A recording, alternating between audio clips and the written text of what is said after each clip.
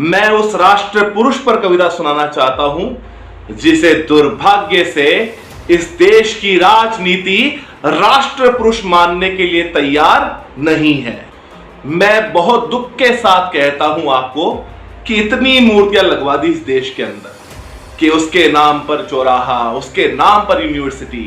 क्या सावरकर के नाम पर एक भी पैसा नहीं मिला इस देश की राजनीति को? उसको भी गालियां दी गई आजाद भारत के अंदर इस देश के राजनेताओं के द्वारा कि वो तो देशद्रोही थे, वो तो सांप्रदायिक थे। जिसने 13 साल खपाए हो जुटते हुए काला पानी पर। पूरी आजादी का इतिहास पढ़ लेना। जिस क्रांतिकारी ने अपनी जवानी के 23 साल बिताए हो जेल की सलाखों के पीछे।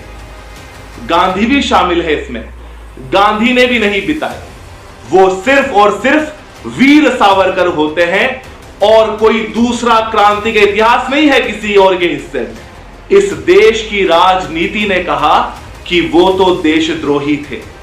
सावरकर ने कभी सपने में भी नहीं सोचा होगा कि आजाद भारत में ऐसा होगा कि वक्त गुलशन पर पड़ा तो लहू उसने दिया, कि वक्त गुलशन पर पड़ा तो लहू उसने दिया। बाहर आई तो कहते हैं कि तेरा कोई काम नहीं। मैंने क्यों कही है ये बात? यदि आजाद भारत से पहले सावरकर की पीठ पर कोड़े पड़ते थे कोलू को चलाते हुए तो इस देश को कोई हैरत नहीं था।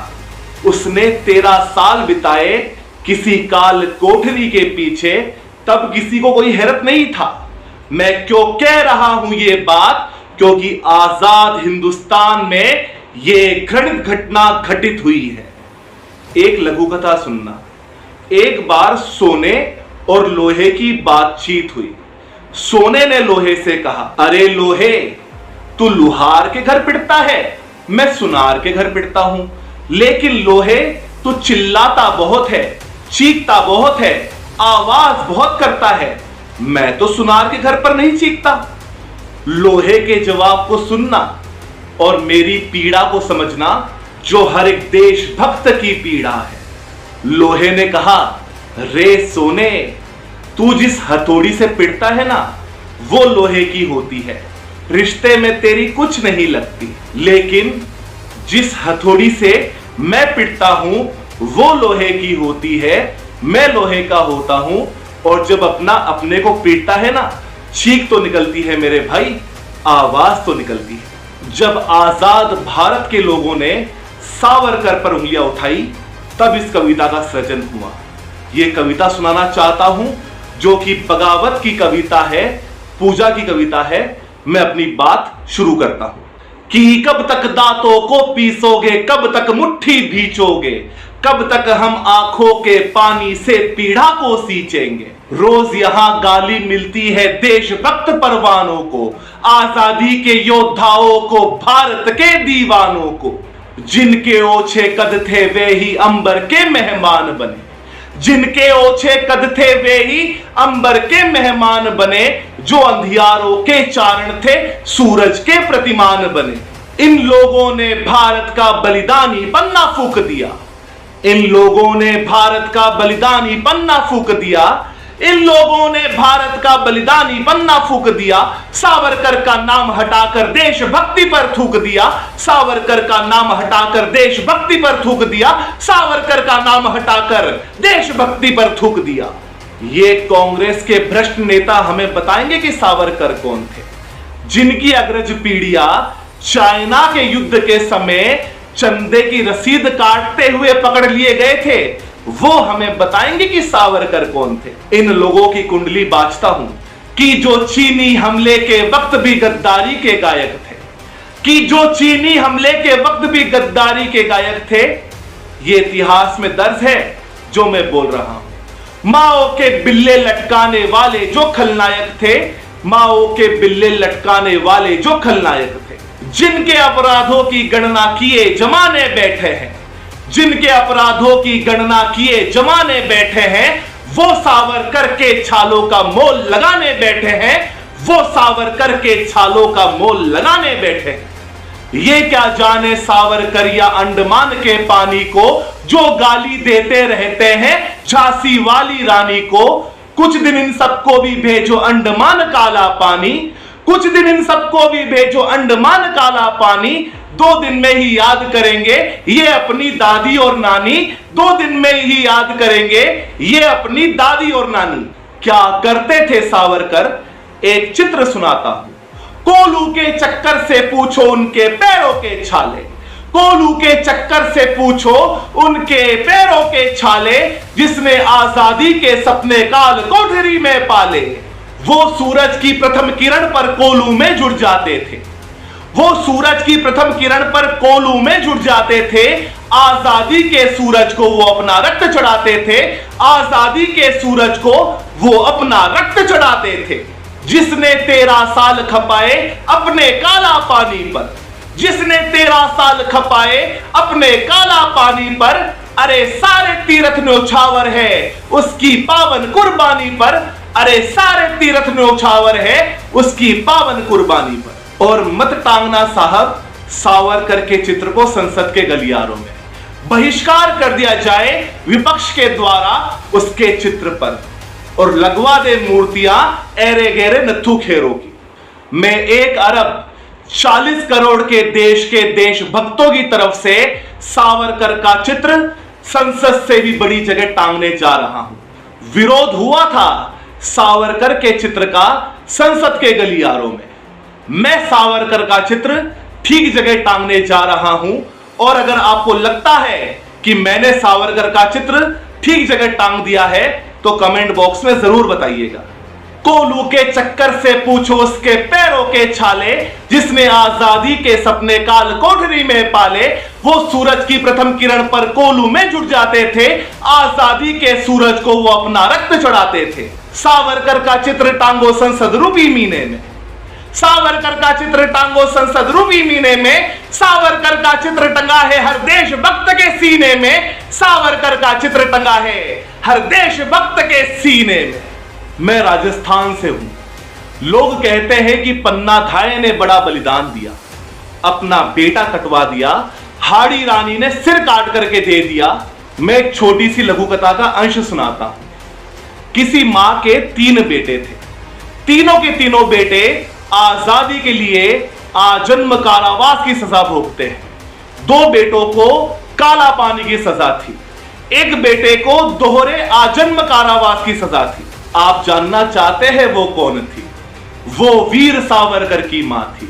तीनों के तीनों बेटे जिसके आजादी के लिए हम सब अच्छी तरह से जानते हैं कि कांटा जिसके पैर में चुभता है आंसू उसकी आंख से ही आता है। लेकिन क्या हैरत की बात है, जिस मां को पता हो कि तेरे तीनों बेटों पर सुबह शाम कोड़े बरसाए जाएंगे, उन्हें कोलू में बैल की जगह पर जोता जाएगा, लेकिन फिर भी वह तिलक लगा करके विदा कर देती हो कि जाओ, मुझसे भी बड़ी मां तुम्हारा इंतजार करती है। क्या कलेजा रहा होगा उस मां का। 7 साल तक दोनों भाइयों को एक ही जेल में कैद रखा गया, और 7 साल तक दोनों भाइयों को पता नहीं लगा कि वो अगल बगल की कोठरी में ही कैद है। वो तो एक दिन जब सावरकर बंधु अपना तेल निकालकर जमा करवा रहे थे, तो उन्होंने अचानक पीछे मुड़कर देखा कि गणेश राव जैसे कौन खड़े हैं, कि अरे बड़े भैया तुम यहां। अरे छोटे, मैं 7 साल से तेरे पास वाली कोठरी में ही कैद हूं, बस मिलना आज हो पा रहा है। दोनों भाइयों को बेड़ियां लगी है, हथकड़ियां लगी है, दोनों को ही जेलर ने पकड़ रखा है। बस यहीं पर मैंने कविता की अगली पंक्तियों को जन्म दिया है। मैंने कल्पना की है कि जब 7 साल बाद दोनों भाई मिले होंगे तो उन्होंने क्या किया होगा। जिस मां ने 2-2 बेटों को भेजा हो काला पानी, उसने कथा दोहरा दी है पन्ना की राजस्थानी। 2 भाइयों के बीच काल ने खींची थी काली रेखा, 7 बरस बाद एक ने दूजे का चेहरा देखा। मिलने को दोनों की बाहें उस समय कुलाई होंगी, मिलने को दोनों की बाहें उस समय कुलाई होंगी, दोनों ने बचपन की यादें क्षण भर दोहराई होंगी। मन ही मन में दोनों ने शायद बातें बहुत करी होंगी, दोनों की आंखों से गंगा जमुना दोनों साथ झरी होगी। मिलते वक्त जेल प्रहरी के पहरे बड़े लगे होंगे। मिलते वक्त जेल प्रहरी के पहरे बड़े लगे होंगे। पहली बार उन्हें बंधन बेड़ी के कड़े लगे होंगे। पहली बार उन्हें बंधन बेड़ी के कड़े लगे होंगे। पर जिस दिन ये बेहूदी घटना वहां घटित हुई होगी, पर जिस दिन ये बेहूदी घटना वहां घटित हुई होगी, स्वर्गलोक में उस दिन उनकी रातें नहीं कटी होगी। मैंने कोशिश की है कि यदि वो काल कोठरी, वह लोह सलाखे, वो फांसी का तख्ता यदि इस बदतमीजी पर बोल पाता तो क्या बोलता। सेल्यूलर की काल कोठरी सहसा जाग गई होगी। सेल्यूलर की काल कोठरी सहसा जाग गई होगी। सागर की उत्ताल तरंगे भीषण आग हुई होगी। फांसी के तख्ते पर लटकी रस्सी चिल्लाई होगी। फांसी के तख्ते पर लटकी रस्सी चिल्लाई होगी। काल कोठरी वाली लोह सलाखे गरमाई होगी। सावरकर की आंखों से तब खारा जल छलका होगा। सावरकर की आंखों से तब खारा जल छलका होगा। कोलू से उस वक्त तेल की जगह लहू टपका होगा। कोलू से उस वक्त तेल की जगह लहू टपका होगा। लेकिन कायर राजनीति ने वो लहू भी चाट लिया। लेकिन कायर राजनीति ने वो लहू भी चाट लिया। वोटों की खातिर संसद ने युग पुरुषों को बांट दिया। वोटों की खातिर संसद ने युग पुरुषों को बांट दिया। आज सावरकर जी की जयंती के अवसर पर 3 उदाहरण देता हूं जो राजनेताओं ने बदतमीजियां की है इस देश के बलिदानियों के साथ। कि हमने मोल नहीं पहचाना राजगुरु की फांसी का। हमने अब तक कर्ज नहीं चुकाया है झांसी वाली रानी का। बिस्मिल जी की बहन मर गई झूठे कब धोते धोते। बिस्मिल जी की बहन मर गई झूठे कब धोते धोते। और यहां दुर्गा भाभी ने दिन काटे रोते रोते। और यहां दुर्गा भाभी ने दिन काटे रोते रोते। अंतिम पंक्तियां याद रखना। आज सावरकर जयंती के अवसर पर एक घोषणा करके विराम चाहता हूं। यदि यही गलतियां राजनीतिक गलियारों से लगातार होती रही तो एक दिन ये आएगा 1 साल बाद जो मैं चैलेंज करके जा रहा हूं। आप इसे मेरी बगावत समझ ले या मेरी भविष्यवाणी।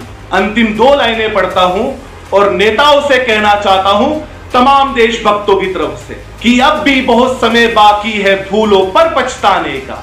कि अब भी बहुत समय बाकी है भूलों पर पछताने का। भारत माता के चरणों में अपना शीश झुकाने का। भारत माता के चरणों में अपना शीश झुकाने का। वरना वो दिन दूर नहीं मौसम फागी हो जाएगा। वरना वो दिन दूर नहीं मौसम फागी हो जाएगा। किसी दीवाने देशभक्त का दिल बागी हो जाएगा।